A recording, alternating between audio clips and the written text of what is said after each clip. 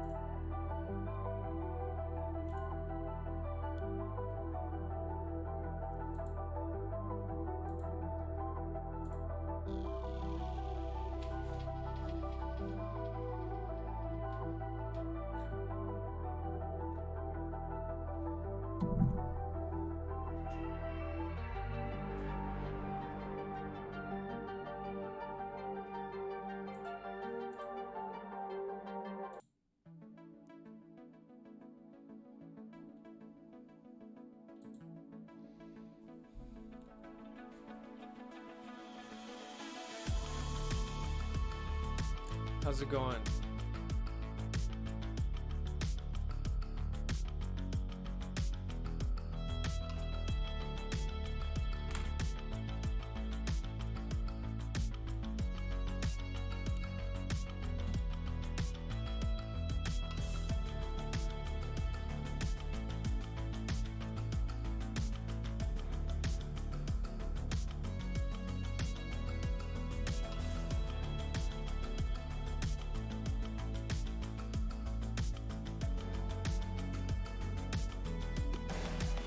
Final push is real. I hear you. I hear you.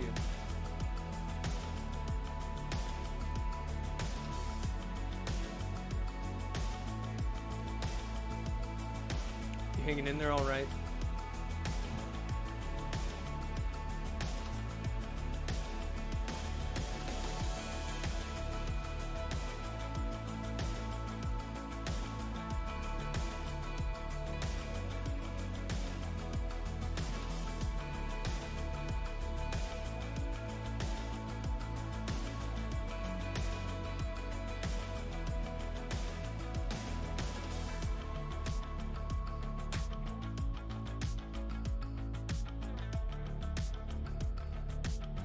Alright, what do you say we get started here?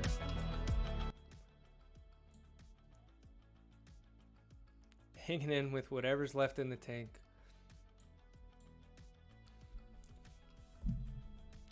No spring break really tested my endurance. Yeah. I hear you guys.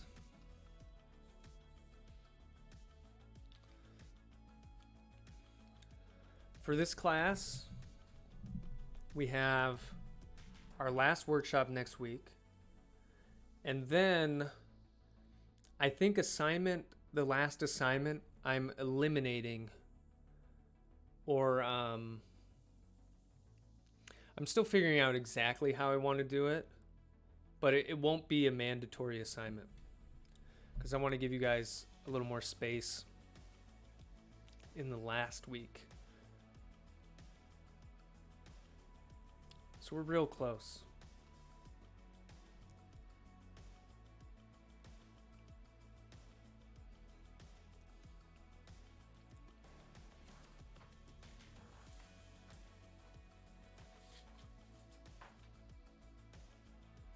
Okay, so let's talk about the last workshop here.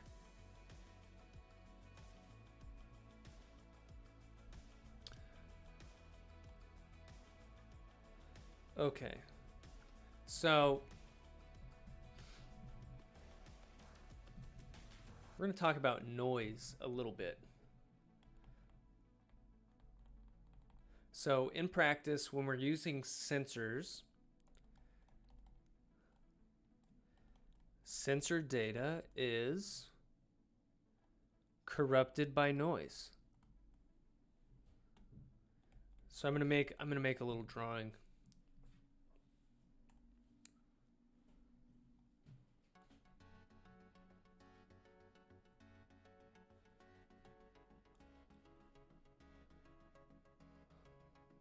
This will be the true signal, like what we're hoping to measure.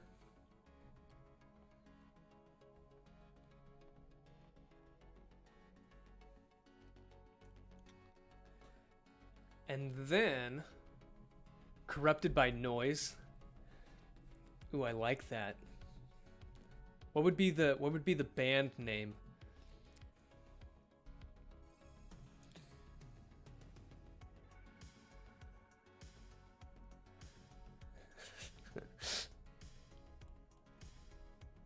I like that. Corrupted by noise. I mean, it would definitely be metal. Okay, so what we actually get from the sensor is the superposition of the true signal and the noise. And let's do this. You add those two signals together, and you're going to get this.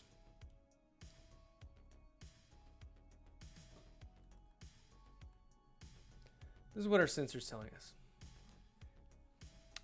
Noise pollution. Is that the name of the band you're suggesting?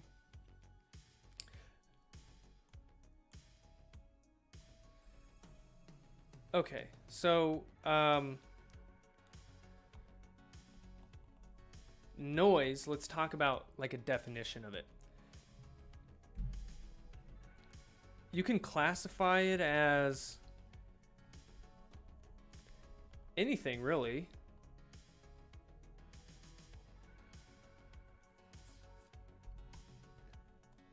Or, I mean, any unwanted signal component that gets introduced during the measurement process.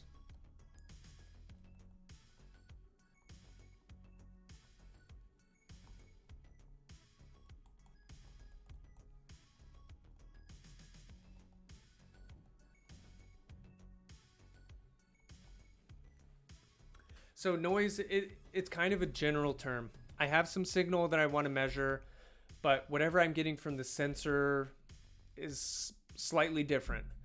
And the noise that we typically deal with is this high frequency, low amplitude stuff that just makes your sensor reading look a little bit fuzzy, basically.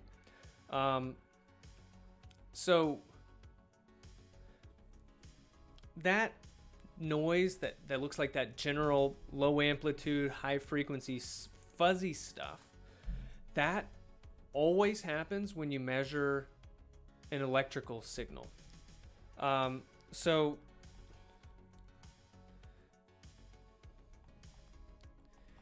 anytime you measure an electrical signal, this is just inevitable.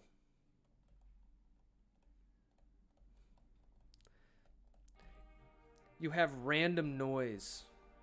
I mean, random movement of the electrons. How do I want to say this?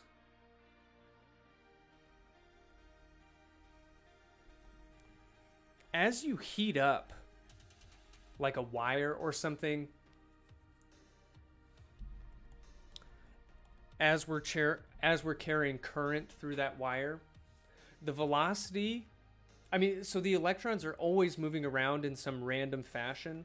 Like when we generally have current driving in a certain direction, there's still going to be some random movement that counteracts the main direction of flow.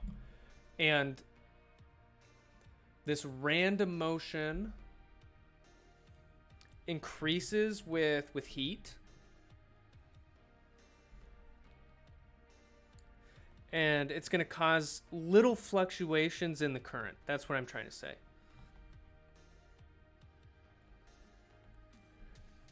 A little bit of fluctuation in current. And then that's going to create, because usually we're measuring like a voltage. Random movement of electrons creates random fluctuations in current. That creates random fluctuations in the voltage.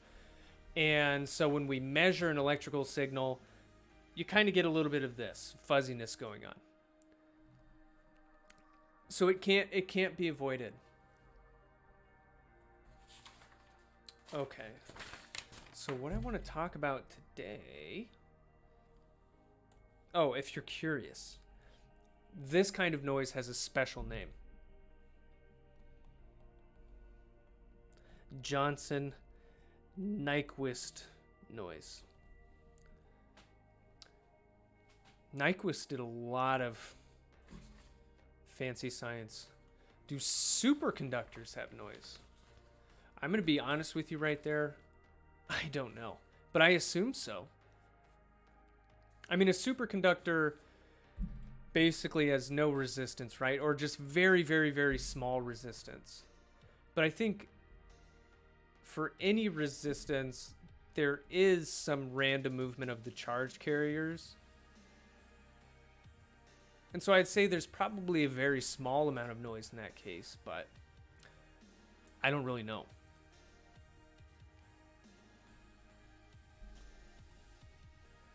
Okay, so noise is inevitable, right? How do we get rid of noise?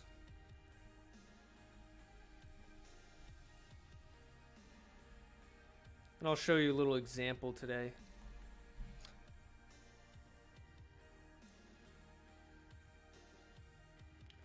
Corrupted by Noise is Swedish black metal. Respect. That'd definitely be a Swedish black metal song. Now, you can never totally get rid of noise in your signals, but we can attenuate. The lead singer's Harry Nyquist. I'm loving where you're going with this.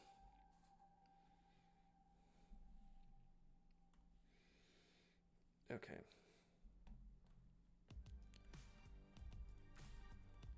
Noise, we can never totally get rid of it.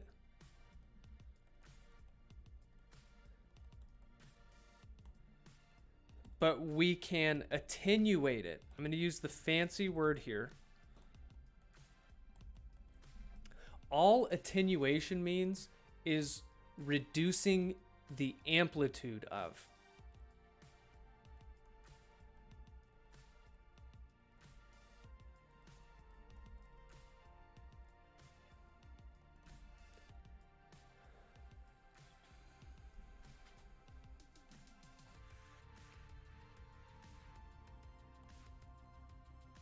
So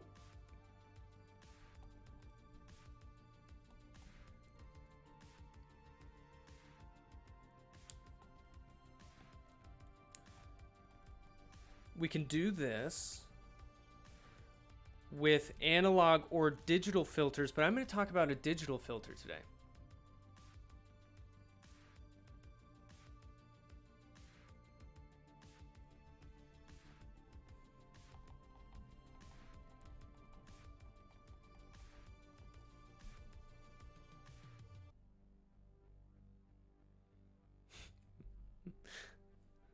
Did Pedro just drop some grammatical corrections and stuff? Wow.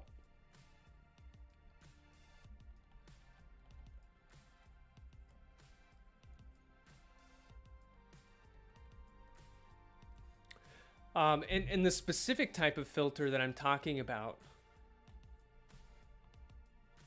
is a low pass filter. Yeah. Incorrect grammatical correction. The best kind. Last lecture, Calvin, I think you might be right, unless we play Among Us or something. That's an idea.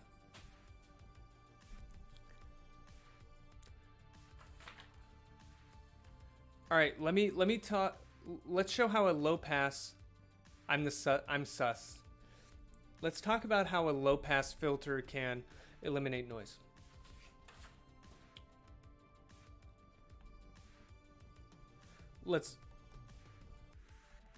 I first want to show you a transfer function for a low pass filter. This is the one we're going to use. For a simple low pass filter. This is the one we'll use in the workshop. So G of S 1 over omega C S plus 1. So it's a first order transfer function, and this term, omega C, is the cutoff or corner frequency. And this transfer function is very close to the one that we use to model the DC motor. So the DC motor, it just had a gain in the numerator, which was non-zero. But in this case, that gain is going to be equal to 1.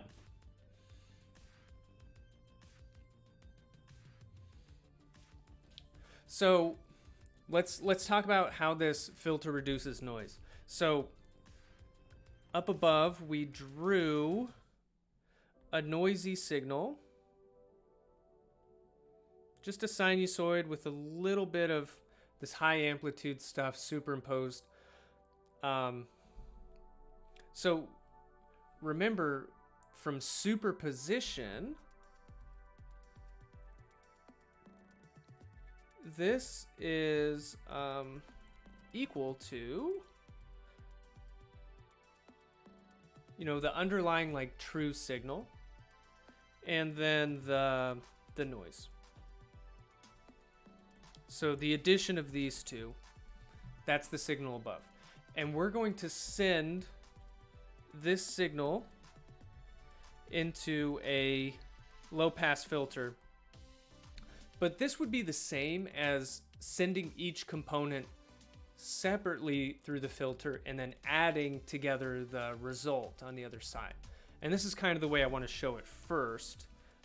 So let's say we send this low frequency component through the low pass filter, whose transfer function is going to be this. And what's going to happen is basically the same signal is going to come out the other side. And this is where the nomenclature, or just the name low pass filter, is important. So the low here is referring to frequency. So if you send a low frequency signal,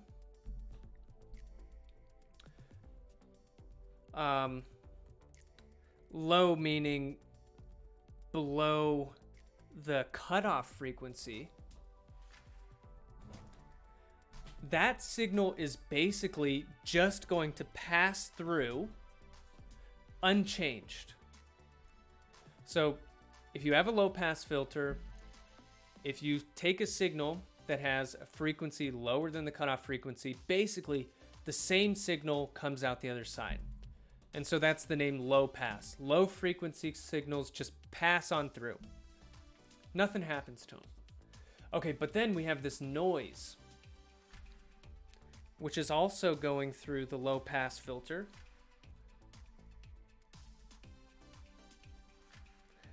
And the frequency of this is above the cutoff frequency.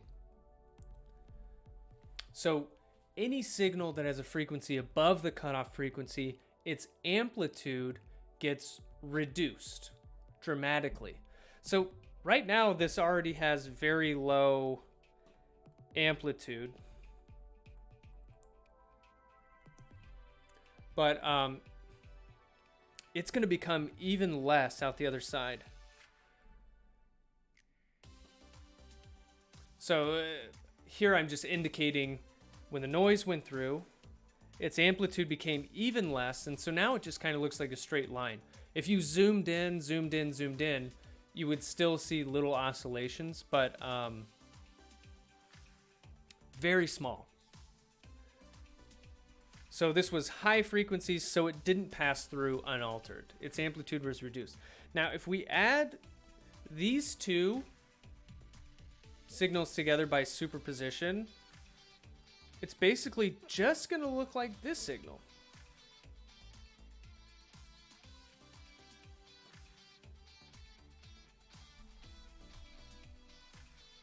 And I was drawing the combined signal before in red, so why don't we just change that to red?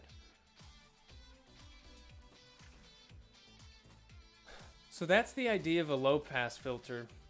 We kind of started with this noisy signal, which is the superposition of these two. And when those signals went through, the noise was attenuated, which means that the addition of the two, it's basically going to be the signal without noise. So yeah, it's really nice. It's really neat. To explain this a little bit, let's go to the frequency response. So you did this in assignment 2. If you plot the amplitude ratio of our transfer function, well, the amplitude ratio, just to refresh your memory, if you take that transfer function, evaluate it at I omega, and if you take the magnitude of that, that's called the amplitude ratio. The amplitude ratio is what the amplitude of a signal gets multiplied by when it goes through. So, like in this case, the amplitude ratio is 1. Because the amplitude didn't change at all. It didn't get bigger, it didn't get smaller. The amplitude was just multiplied by 1. Now in this case, the amplitude ratio was between 0 and 1. But let's say that it's like close to 0. Ideally. So above the cutoff frequency, we multiply the amplitude by a number that's hopefully close to 0. So I'm going to plot this in decibels because the picture is just a little easier to draw. Here on the horizontal axis, I should have mentioned this earlier, but this is frequency. So this is going to show how the amplitude ratio changes with frequency. So there's going to be 2 regions that we look at. Let's just mark the corner frequency here. Let's call this frequency omega c, the corner frequency.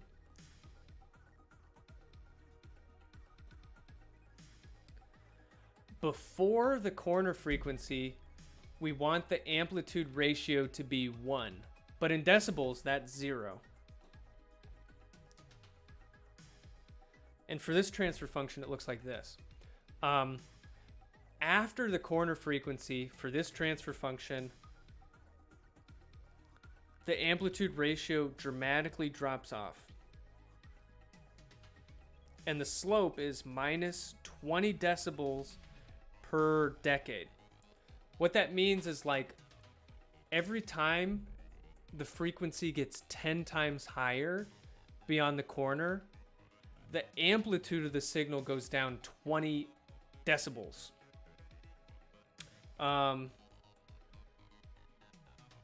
Which is actually more than 20 times the actual amplitude of the signal. It's much more. So,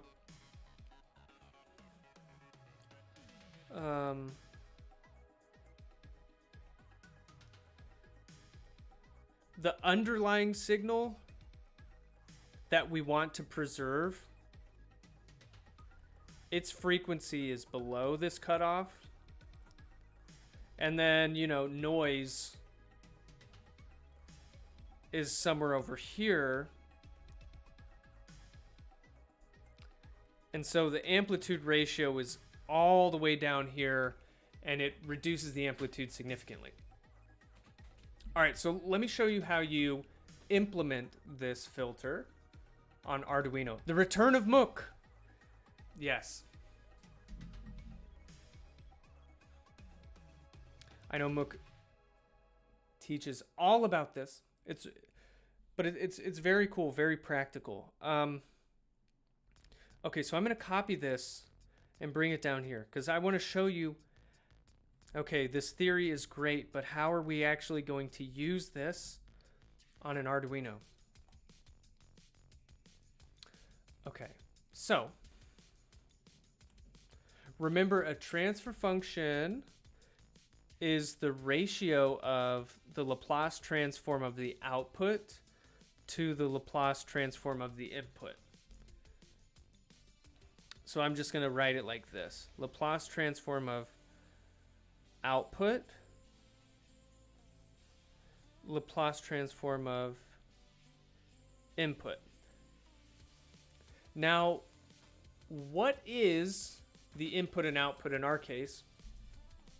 For filtering, the input is the noisy signal, and the output is going to be the filtered signal.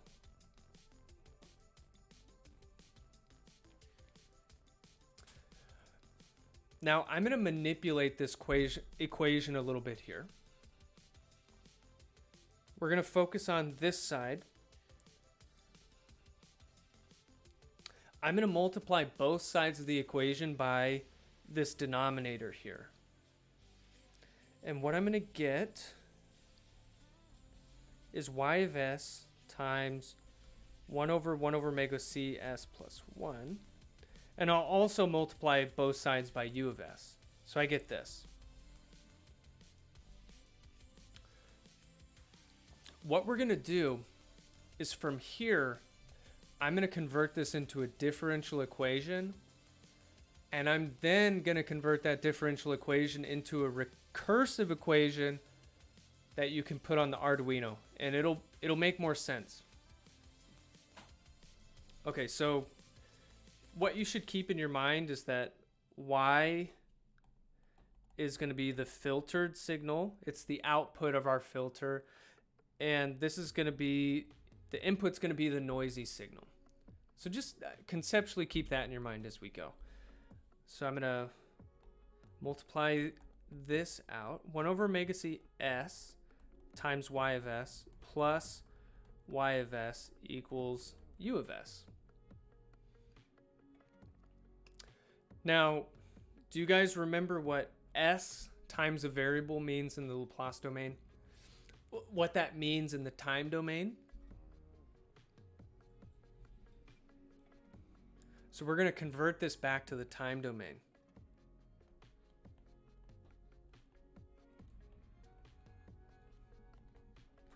We're in the s domain. We're going to convert this back to time domain. It'll be a differential equation.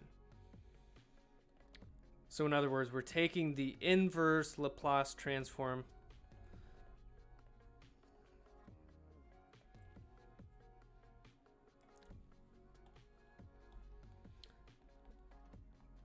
anytime you have s times a variable in the Laplace domain, that indicates a derivative.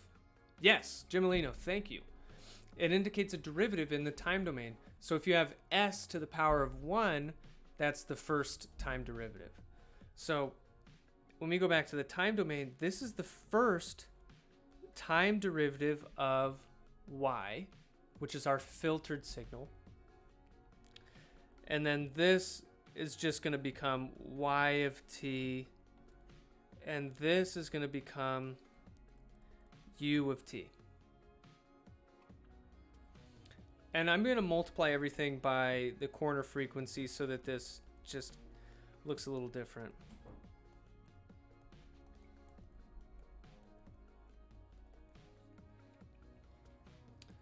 So as I do each stage of the math, I just want to keep reminding you of what this is. Like, this is that low pass filter. U is our noisy signal coming into the filter. And Y is the filtered signal.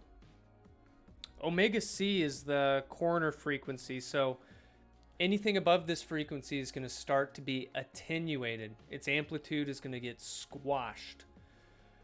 All right. Here's where we turn this into an equation that you can do on Arduino. Okay. So, you know, Arduino runs a loop, right? It runs this loop over and over and over again.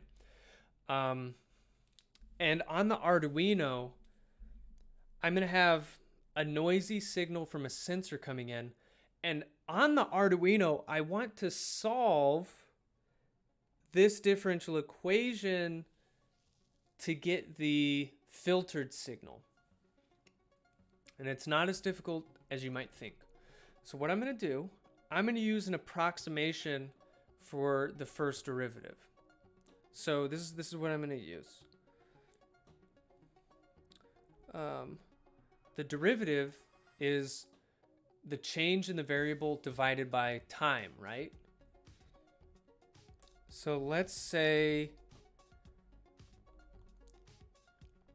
this is how much the variable changes over a time interval delta t. So I'm having this difference, and then I'm dividing it by that change in time.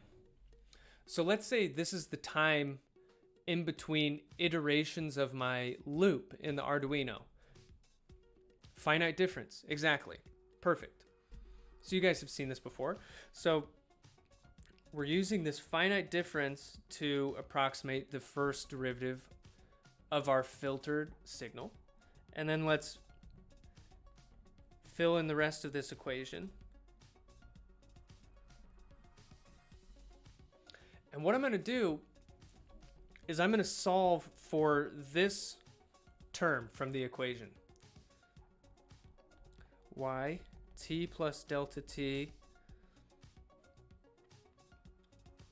So I'm going to multiply everything by delta t first. Omega c delta t, y of t, omega c delta t, u of t. So we just multiplied everything by delta t. And then let's isolate this term by itself. And this equation is what we're going to put on the Arduino. So our filtered signal at time plus delta t is equal to my filtered signal at the previous time step minus omega c delta t times my filtered signal at the previous time step plus omega c times delta t times the noisy signal at the previous time step. And I guess we could like gather some of these terms a little bit. So I'll do 1 minus omega c delta t. Oops. And then just the same thing here.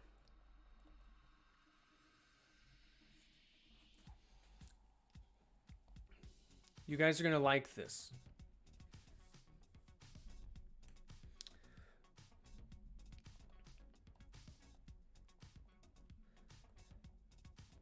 Noisy signal, filtered. Okay, let's go to the Arduino.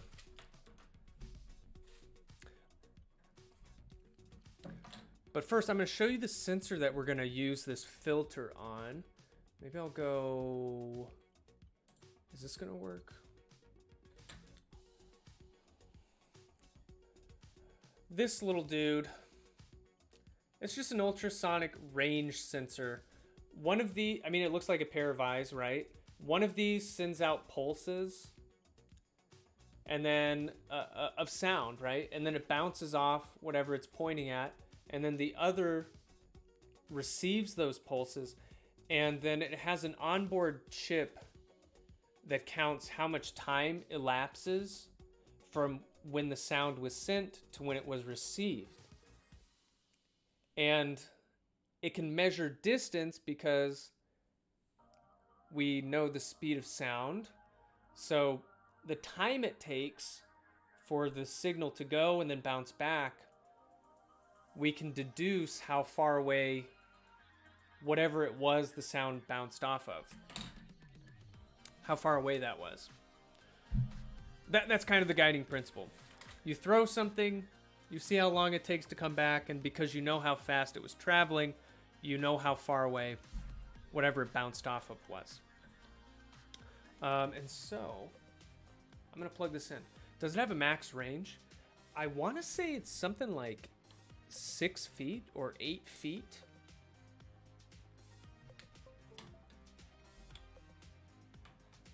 It's very reliable if you point it at a flat surface. Not super reliable on other surfaces. Okay, I'm gonna...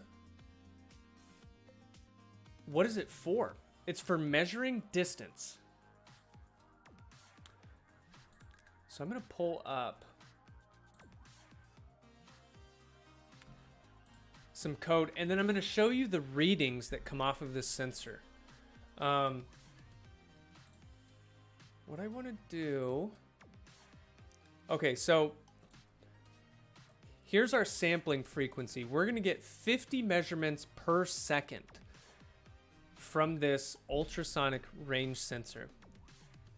And here, omega C, this is the cutoff frequency for the filter. The filter that we're defining.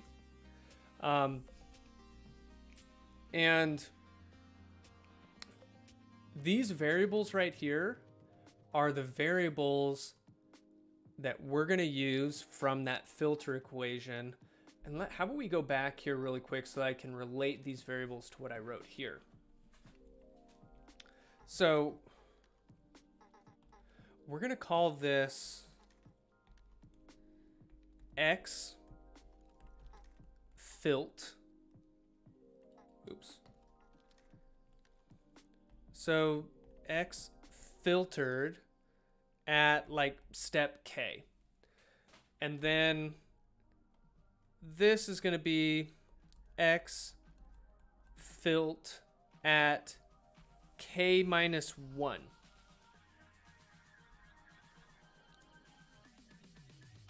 So I'm kind of writing it like this. Maybe I should have done this first.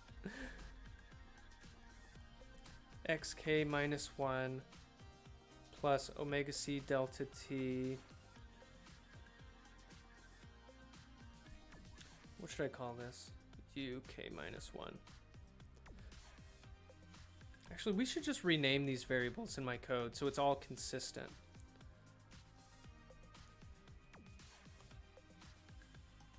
So we're going to call this Y filtered, or we'll just call it Y. You know what? We're going to change this. Let's go. We're going to call this YK, YK minus 1. And then our input signal, which is the noisy signal, is U.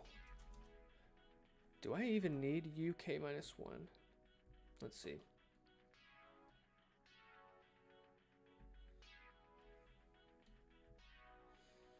Oh no, I think I closed one note in the background. Okay, no worries.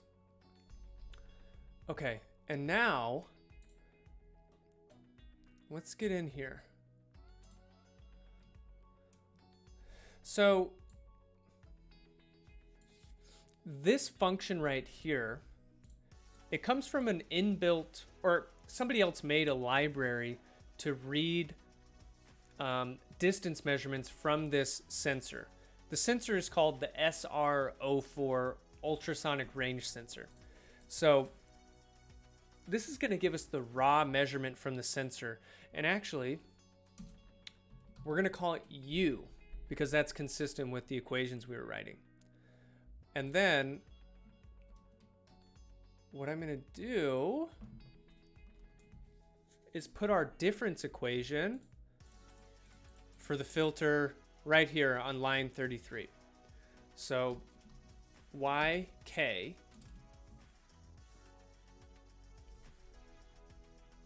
I'm going to have to open OneNote again to get that equation back. Where'd you go?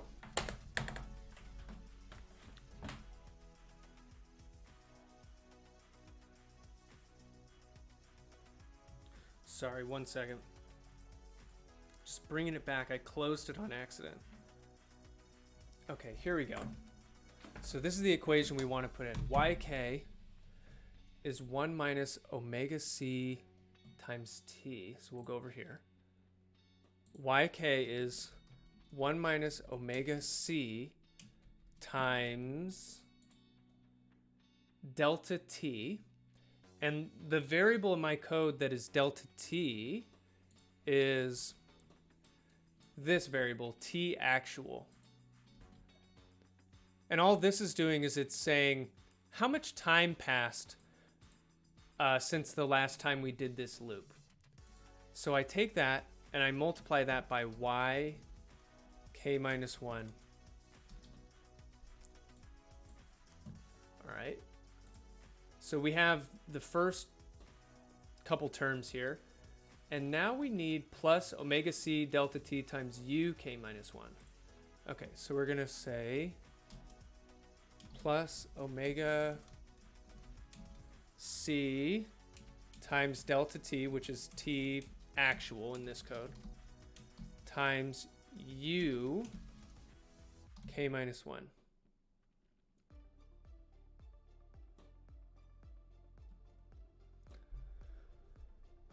Okay. So this is it. Now we have to update some of these variables. So like I have y k minus 1 and u k minus 1. Well, the next time I come through this loop, y k minus 1 should be whatever y k this is right now. And u k minus 1 will be equal to u k. So just like the next time we go through. So I'm going to print YK. Wait, let's do this. And I don't want this. Print. Okay, good. Let's upload this code to the Arduino. And then you're going to get to see these signals in action. So I'm going to upload this. And then we're going to open the serial plotter.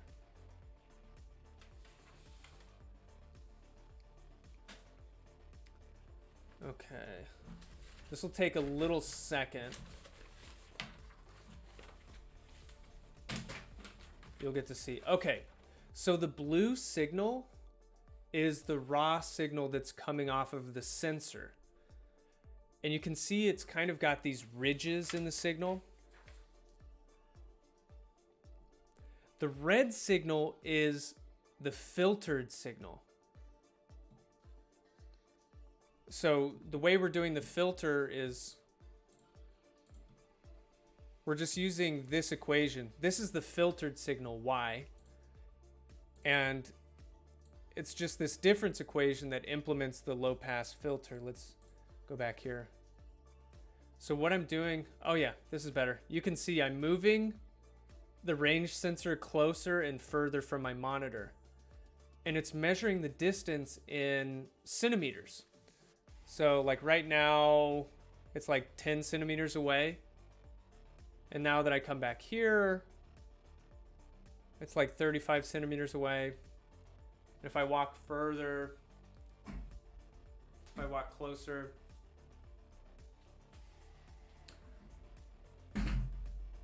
I think that spike happens when the range sensor misses the monitor and like hits the wall behind it. So I'm walking away, walking forward.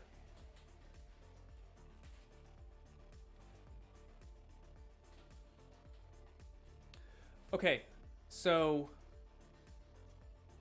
Would you get better filtering if you used a more accurate finite difference method? Yes.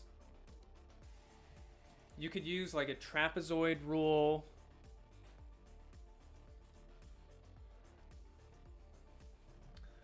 So what I want to show you,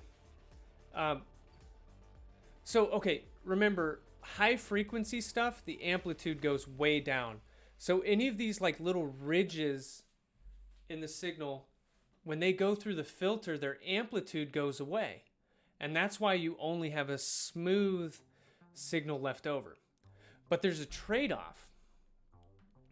You see how the red line is kind of lagging behind the blue line? There's a little bit of delay.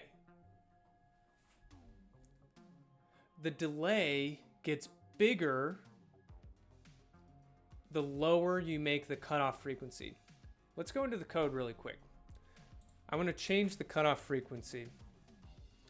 Right now, it's 2 times 2 times pi radians per second, which means 2 pi radians per second is 1 hertz. So this is 2 hertz. So any frequency that's above 2 cycles per second is going to be attenuated. Wait, Jean-Claude says, can you measure the delay and add some kind of offset? Ooh, good question, good question, good question.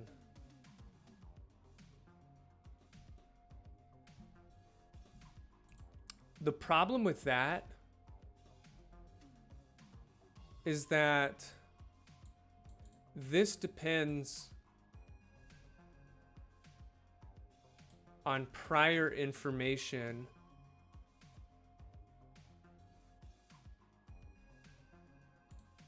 Wait, let's think.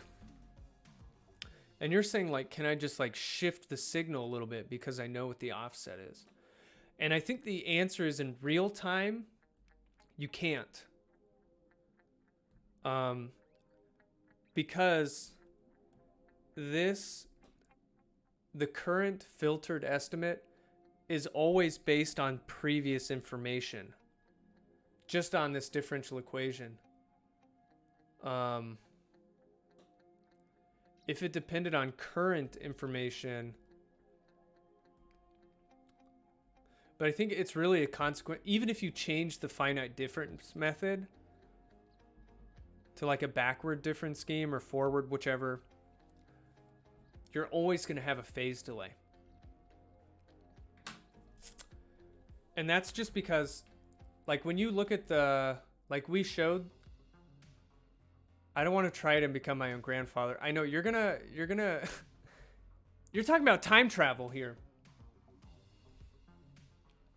You can explain this with the phase diagram of this as well. Like here we have the amplitude, the phase at the corner. Oh, I didn't make any space for this. But at the corner, there's a 45-degree phase lag, which means what is that, a quarter of a cycle? Or wait, an eighth of a cycle? Okay, what I want to do, I want to make this cutoff frequency even slower and show you that it creates more delay.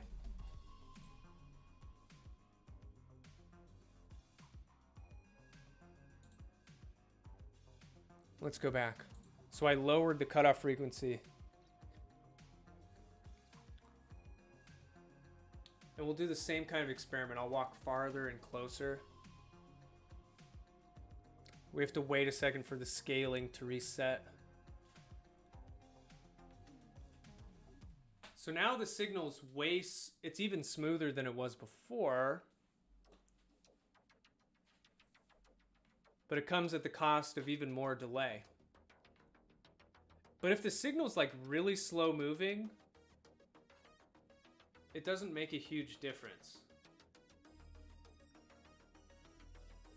So that cutoff frequency that you choose, it's very application dependent. Like if you're making a filter for a very slowly changing signal, then you could make a very low cutoff frequency, get a very smooth signal.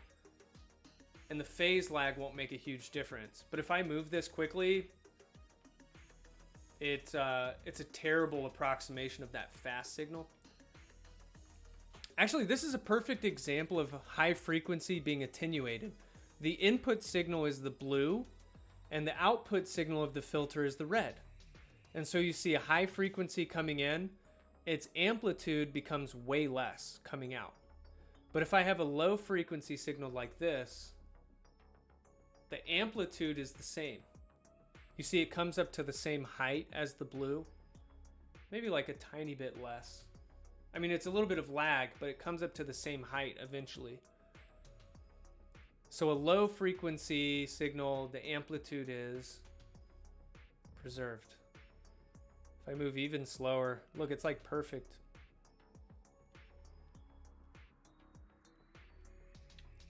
Okay, let's go the other direction. Let's make the cutoff frequency really high.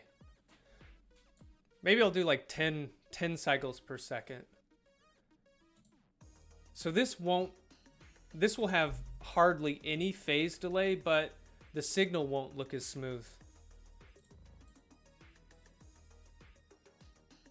Wait, let's see. Give it a second. So, like, yeah. Actually, the signal looks a little worse.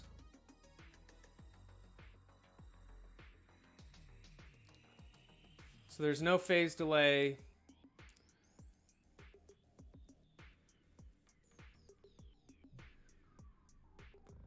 But it's not really being filtered either. I think 2 Hertz was kind of the sweet spot. Let's go back.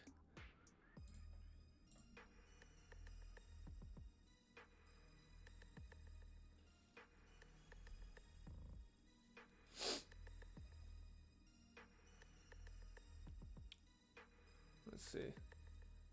Oof. Oh, okay. Yeah, now, okay, the nice thing is this is a good trick. Well, it's not a trick, but this is a good tool for you guys to remember, because you can use this with any sensor. If you ever design a control system in the future, or if you're just working with the sensor and you're like, yeah, I want to clean up that signal a little bit, this is a very straightforward, probably the most basic implementation of a filter, still very effective. And so that's basically what I want to show you in this workshop. Doesn't matter what sensor you're using, you can use this same difference equation. All right, that's what I wanted to show you guys today. That's what I wanted to show you, and that's basically it.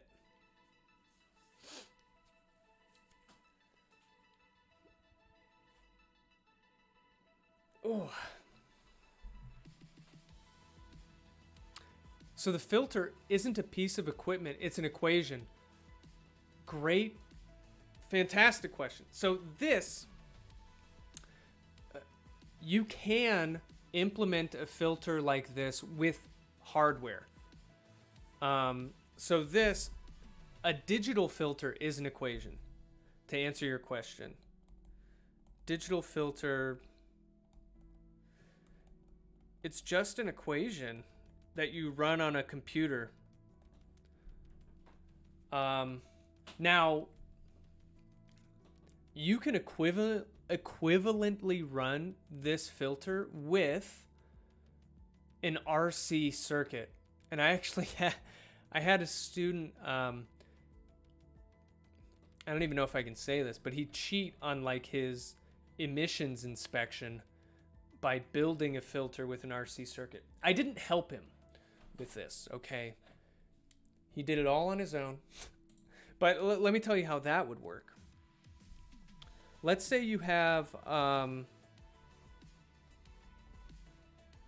here's a sensor, and it has like, let's say the output of the sensor is a voltage that you measure. So what you can do is you can put, so let's say this is the Arduino, which is eventually going to receive the sensor reading. What you do is you connect, so instead of measuring directly from the sensor, you connect an RC circuit. So here's my resistor, here's my capacitor,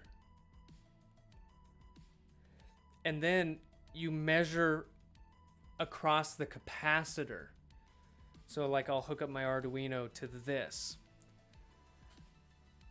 This right here is an electrical circuit that has this transfer function. It's 1 over omega c s plus 1, where I think omega c, tell me if I'm wrong, but I think it's RC, or it might be 1 over RC, but the point is, oh, I should have put C here. That's the capacitor value. Yeah, I can't remember. But the cutoff frequency, you can change that by tuning the resistance and the capacitance. And so this is, we would call this an analog low pass filter. So anyways, like the student I had, there's some emissions sensor on your car. And when they run the emissions test, they get sensor measurements from it. And I think it's something like, if the signal goes above a line, then you fail. And so what this student did is he attached this RC circuit to the sensor so that the filtered signal did, I don't know, something like this. Okay, something like that. And so this, they passed. It's 1 over RC? Okay, thank you. Evaporative emissions? Okay. Or maybe O2. Yeah, I can't remember which one it was. But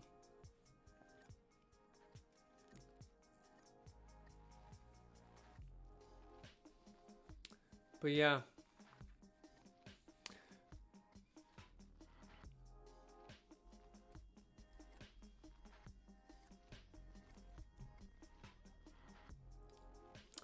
Filtering is fun. O2 makes more sense in this context. Pure genius. I was impressed. I was disappointed because of the morality involved.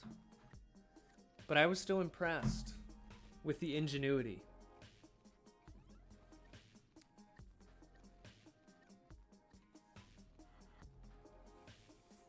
Okay, guys. That's it for today. So you're going to be implementing a digital filter like this in the next workshop and play around with it a little bit. Nothing too intense. And we're wrapping up this semester. We're at the end. Very proud of all the work you guys have done. Really, you guys have hung in there, and it's good stuff.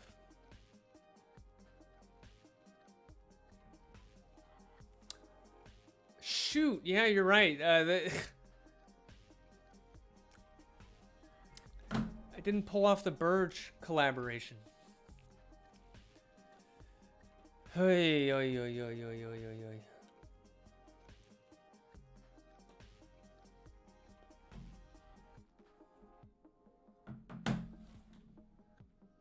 Bring him in for Among Us? Oh, that's such a good idea.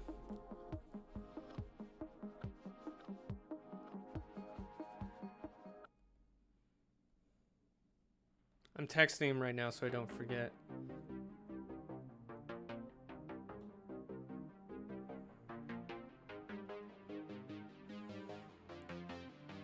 We're gonna see the guitar again? Heck yes, you're gonna see the guitar again.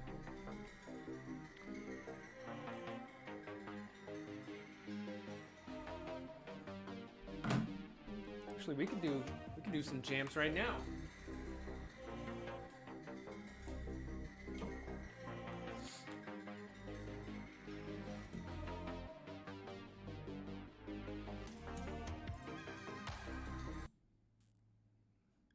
Play Freebird!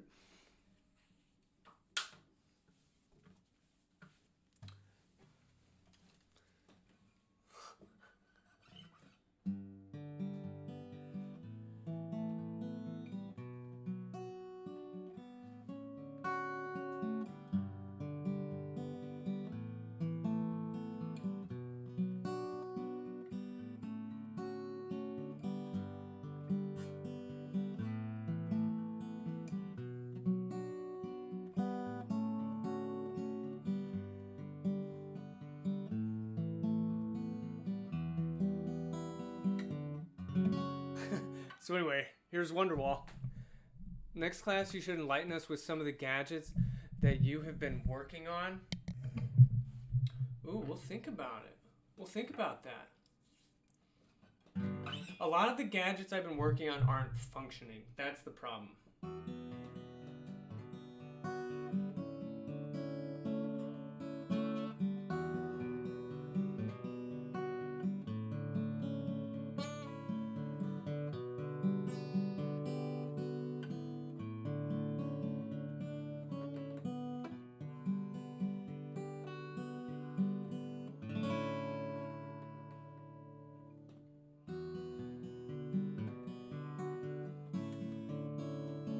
One of the workshops on a Redstone computer. I don't know what a Redstone computer is.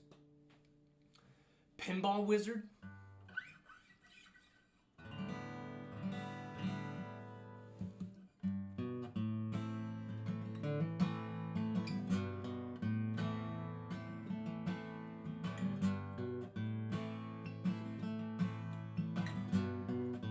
A computer built in Minecraft. I might have seen what you're talking about.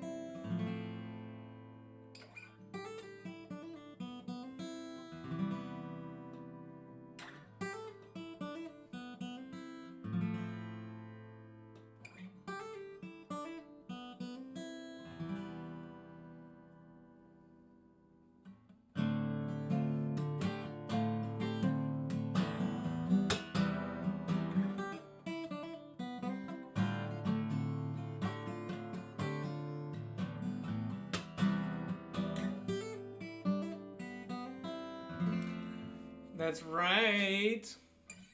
Ventura Highway.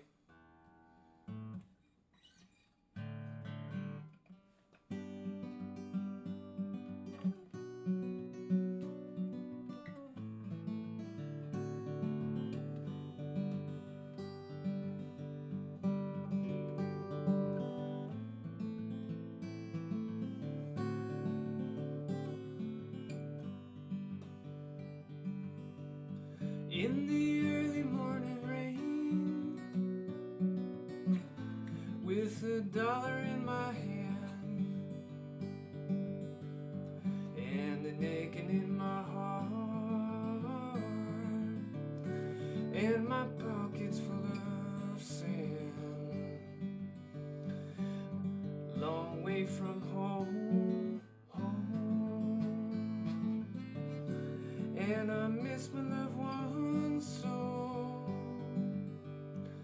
in the early morning rain,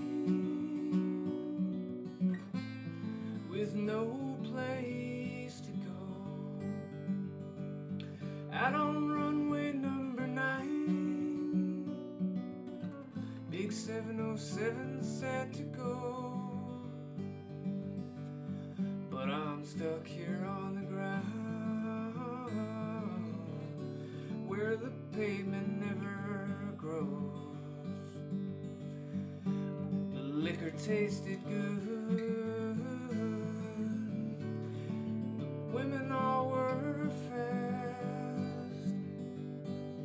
Well, there she goes, my friend.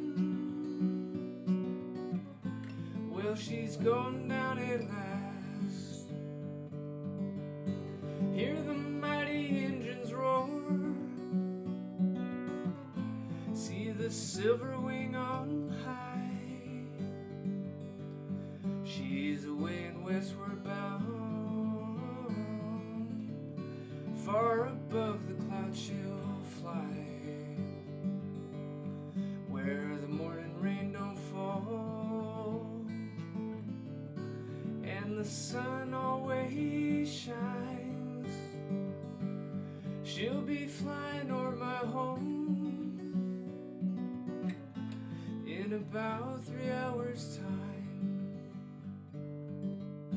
She'll be flying o'er my home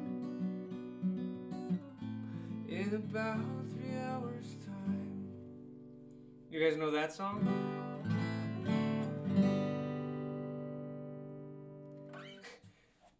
You don't have to play Freebird.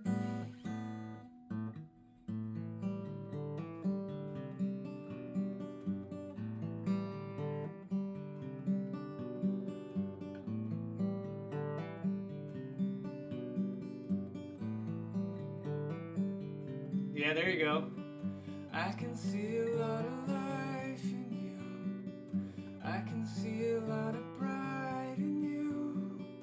And I think the dress looks nice on you. I can see a lot of life in you.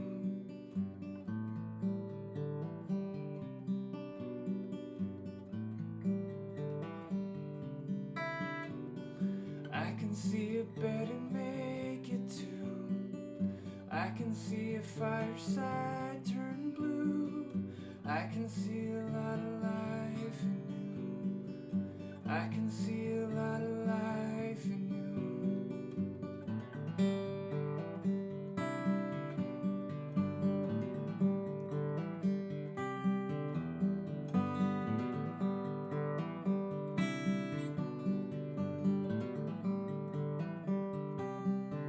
When the world looks back, when the face looks after that, I can see a lot of life in you. I can see a lot of life in you. Yeah, I can see a lot of life in you.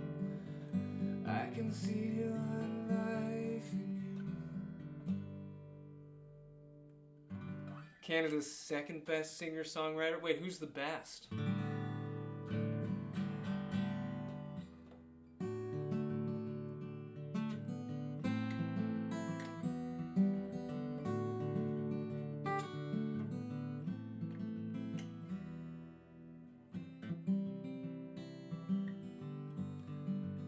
Leonard.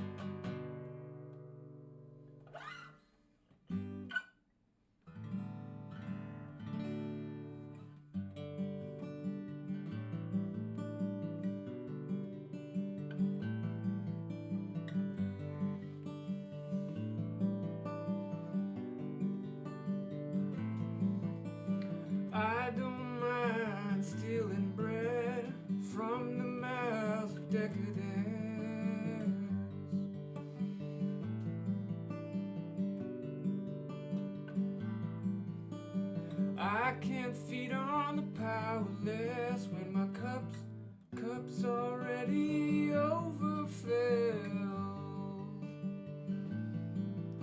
Yeah. Well, it's on the table, the fire's cooking, and they're farming babies while the slaves, they're all working. Blood is on the table, the mouths, they are choking. I'm going hungry.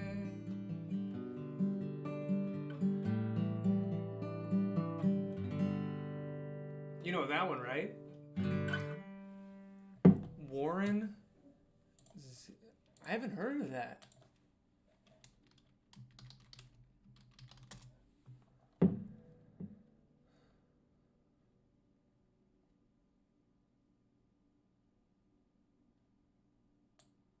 Oh, Werewolves of London.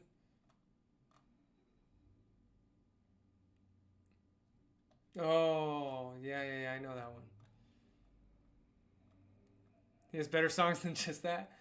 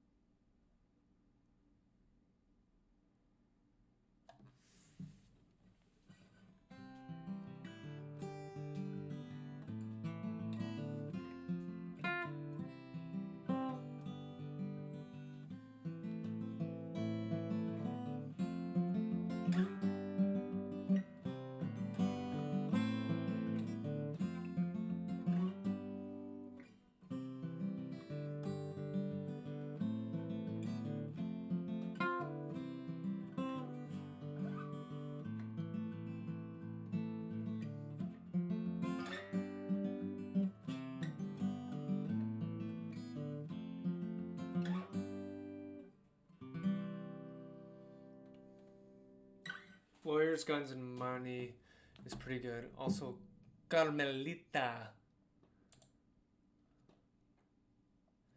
The closing track on his 1978 album, Excitable Boy.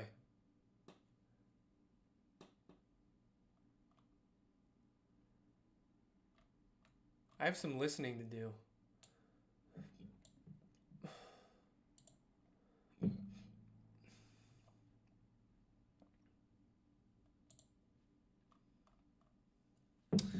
Alright, guys.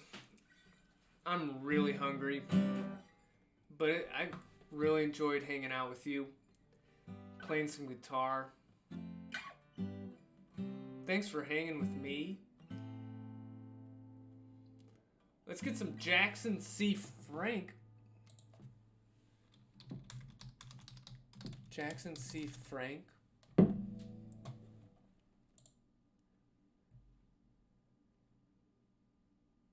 He released his first and only album in 1965. I feel like I have to look. How do I not know this?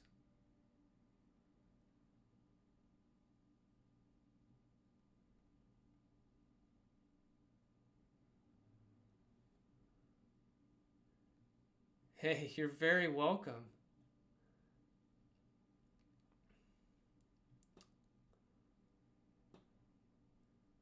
He had to go to England because nobody cared over here. Man, you're giving me a lot of good music to look up, and I appreciate that.